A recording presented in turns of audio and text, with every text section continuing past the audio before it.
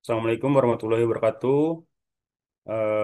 Pada kesempatan kali ini, saya dan rekan saya ingin mempresentasikan hasil akhir dari proyek sensor pendeteksi suhu dan pH air pada kolam atau akuarium untuk mata kuliah Internet of Things.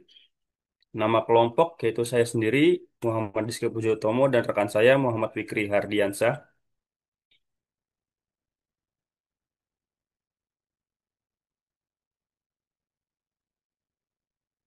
Nah, latar belakang proyek ini adalah perkembangan zaman semakin kompetitif, era globalisasi membuat diri sendiri harus selalu berinovasi dalam teknologi.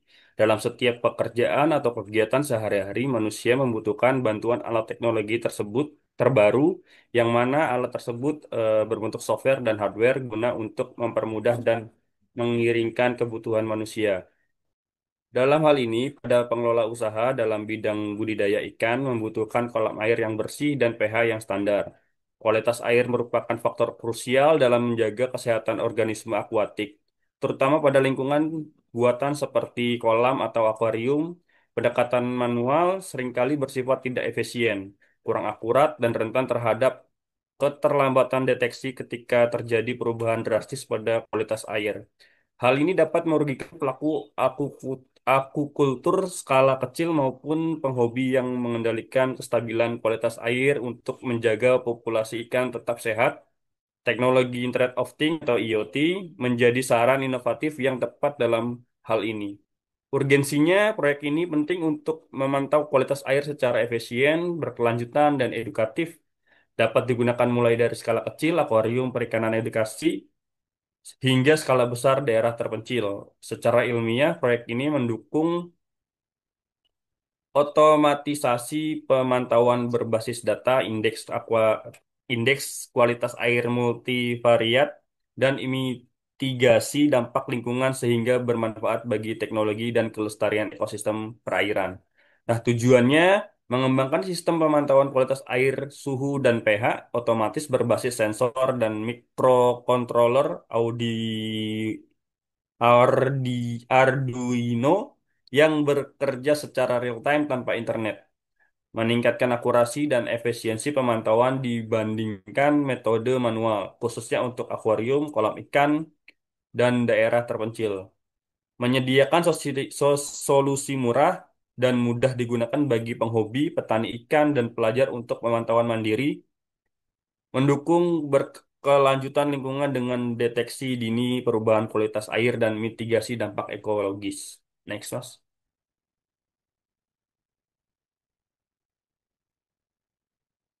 Nah, bidang fokus dan bidang prioritas. Bidang fokus pada bidang kemaritiman, sistem ini menjawab kebutuhan spesifik sektor kemaritiman akan teknologi monitoring yang tangguh, robust untuk lingkungan laut, terjangkau bagi nelayan dan budidaya ikan, tidak tergantung pada koneksi internet, memberikan data akurat dan untuk pengambilan keputusan cepat. Nah, bidang prioritas pada swadaya air, dalam hal ini swasembada air meliputi pencegahan degradasi kualitas sumber air, peningkatan efektivitas distribusi air bersih, dan penguatan kapasitas lokal dalam monitoring sumber daya air. Next, kontribusi dan manfaat SDGs, akses air bersih dan sanitasi, clean water and sanitation, yaitu memastikan ketersediaan dan pengelolaan air bersih berkelanjutan melalui pemantauan kualitas air real time. Mengembangkan teknologi tepat guna berbasis Internet of Things lokal yang terjangkau untuk pemantauan lingkungan.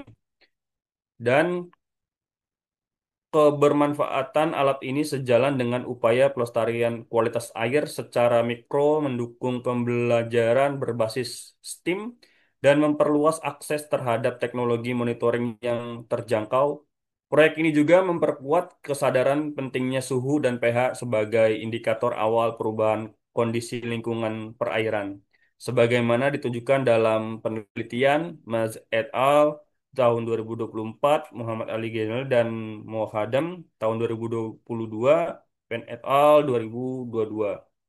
Astacita memperkuat pembangun sumber daya manusia atau SDM, sains, teknologi, pendidikan, dan kesehatan, prestasi olahraga, kesetaraan gender, serta penguatan peran perempuan, Pemda, dan penyandang disabilitas. Memperdaya masyarakat melalui teknologi sederhana untuk mengelola air mandiri, mendukung program 100-100 atau 100% akses air minum layak, 0% kawasan kumuh, 100% sanitasi, mendukung swabeda air bersih untuk pertanian dan kebutuhan rumah tangga. Next. Nah, selanjutnya akan dilanjutkan oleh teman saya yaitu Mas Fikri. Silahkan, Mas. Selanjutnya saya akan menerangkan tentang metode pelaksanaan proyek, yang mana metode pelaksanaan proyek ini terdiri atas rangkaian tahapan mulai dari identifikasi kebutuhan hingga uji coba sistem dan dokumentasi akhir. Sistem yang dibangun adalah alat pemantauan suhu dan pH air berbasis Arduino yang menampilkan data secara langsung di layar LCD. Proyek ini tidak melibatkan koneksi internet sehingga bersifat mandiri dan dapat digunakan di lingkungan minim infrastruktur digital.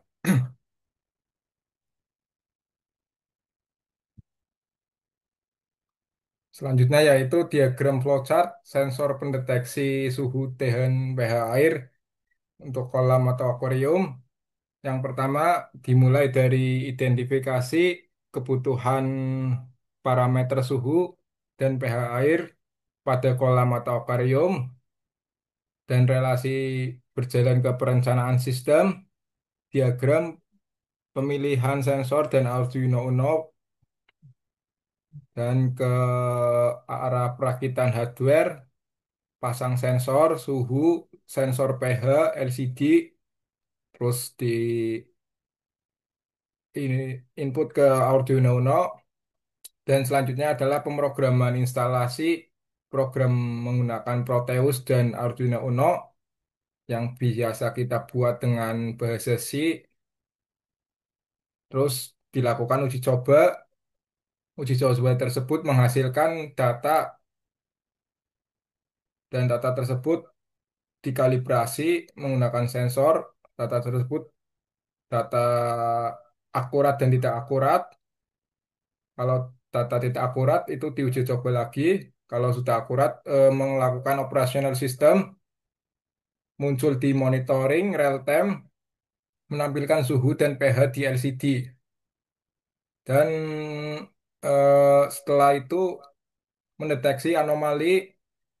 Jika ada, lanjut ke notifikasi visual audio. Jika tidak ada notifikasi. Dan selanjutnya penyesuaian kondisi air. Lalu kembali lagi ke LCD, harus selesai. Dan prosedur kegiatan di mana ada tahapan kegiatan utama penanggung jawab, yang mana identifikasi masalah, analisa kebutuhan pengguna dan parameter kritis ditanggung jawab oleh seluruh tim, dan tahapan perancangan sistem, desain diagram blok dan pemilihan komponen ditanggung jawab oleh seluruh tim, serta perakitan hardware, penyusunan Arduino, sensor, dan LCD penanggung jawab seluruh tim, pemrograman, pengkodean, pembacaan sensor, dan tampilan LCD dilakukan oleh seluruh tim, uji coba testing di akuarium simulatif dilakukan oleh seluruh tim, kalibrasi dan validasi, kalibrasi sensor dan verifikasi akurasi dilakukan seluruh tim, dan dokumentasi melalui proposal ataupun yang lain di analisis hasil dan penyusunan laporan dilakukan seluruh tim. Dan itu sekian, terima kasih untuk presentasi UAS mata kuliah Internet of Things. Terima kasih.